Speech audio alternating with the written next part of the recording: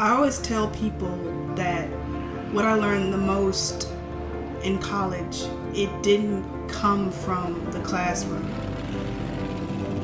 It's about experience. It was a step towards adulthood in my teenage shoes, my black Converse, and with the hole in the bottom stepping into rooms with professors and lawyer briefs.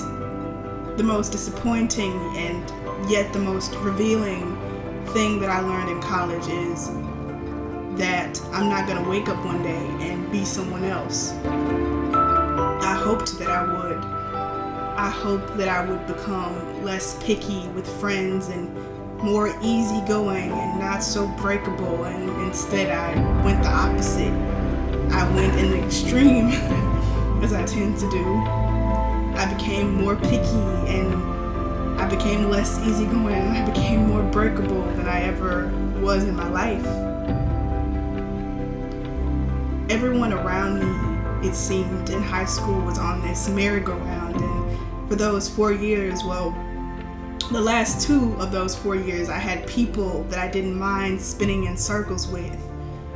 College or university, despite what they tell you, is very similar, especially in this aspect. It's a huge merry-go-round, and the sharks survive by letting the wheel move for them instead of moving for themselves. If you would recall my last presentations or videos that I've done, I'm a firm believer in the Dorothy ideology of just keep swimming. But there is a difference in letting the current move you and creating movement for yourself.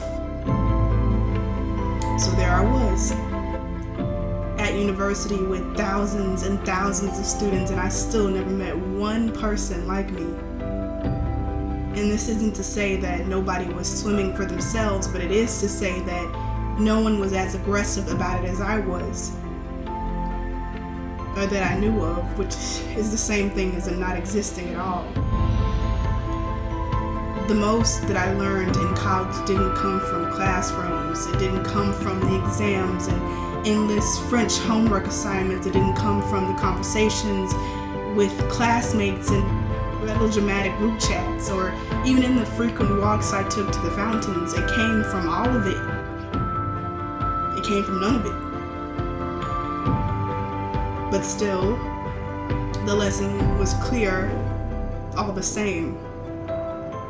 I learned that the goal to have is not to hope that one day you'll wake up and be someone else and be an easier pill to swallow for the masses, not to hope that you become less of an overthinker or someone who just lets things slide for the sake of easy conversation. The goal is to hope that in time you'll become brave enough to believe in yourself so much that it becomes a knowledge, it becomes a truth, that you don't have to change for the world, but the world has to change for you.